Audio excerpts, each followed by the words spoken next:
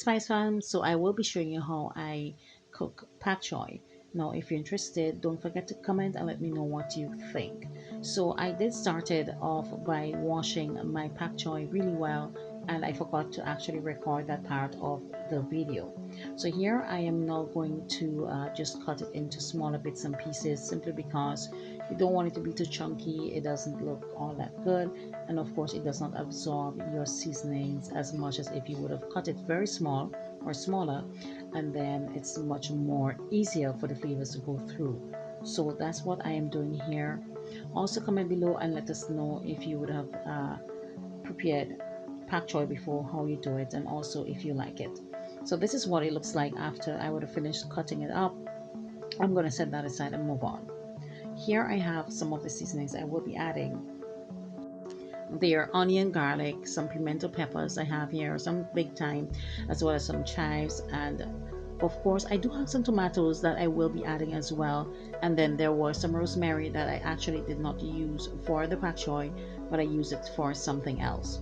So here I am just cutting up the seasonings into smaller portions, or pieces I should say, and I will continue to do that, and once it's done I will come back to show you the next step. So as I was saying, I want you to comment below, let me know how you prep your pak choi. When you do it, what do you do differently, if you do anything differently. Alright, so once I would have cut up all of the ingredients, I went ahead and cut up the tomatoes as well. And the tomatoes for me basically adds some texture to the pak choi. So this is what it looks like, and next we are going to move on. To a skillet or a pot, you want to add in some oil, and not a whole lot of oil, just enough to saute the seasonings, because we are sauteing so that we get all that flavors married together, so that it brings out all that wonderful deliciousness when we add in our pak choi. So once it has been heated a bit, I am going to go in with the seasonings.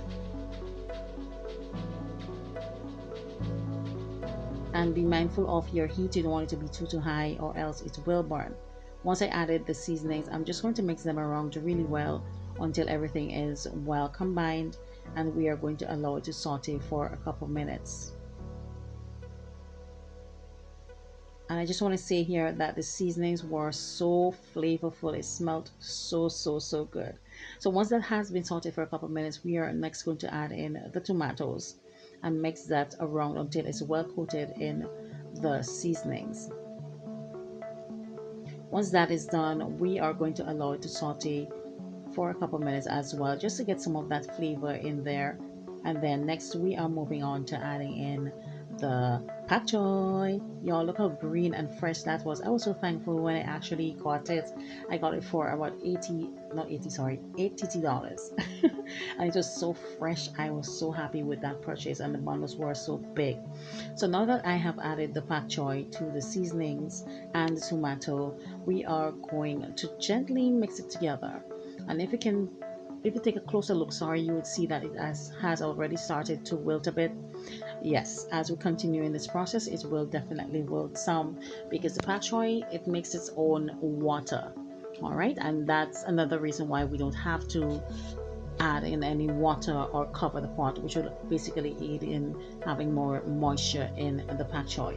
Now you want your pak choi to cook, but you don't want it to cook so much so that you get rid of that nice crunch that you want. So I will continue to mix it until it's well combined, as you see here, and of course that is the water that I have been speaking about. Next we're going to go in with the rest of the seasoning. I'm going to go in with some cayenne pepper. Black pepper can be used as well. I'm using some Himalayan salt, as well as some dried basil. And once I add that in, I'm just going to mix it in really well. Once I have mixed that in as well, I'm just going to allow it to saute for a few minutes, just to ensure that the seasonings have been evenly distributed throughout the pak choi. And once it's done, I will come back to show you the next step. So this is perfect to add to your dish, especially if you want to add some more greens to your diet and so forth. It's perfect. And of course, I know my vegan friends and family would be happy. Yes, y'all. So it's actually vegan friendly as well, and it's healthy. So now that it's done, I'm going to remove it from the heat, and look at that, y'all. As I said, you want to cook it but not cook it right through, where to the point it's not crunchy anymore. And if you do look closely, you can see that there is some crunch. All right, so I really do hope that you would have enjoyed this video. Don't forget to comment below and let me know what you think. Until the next one, see you. Bye.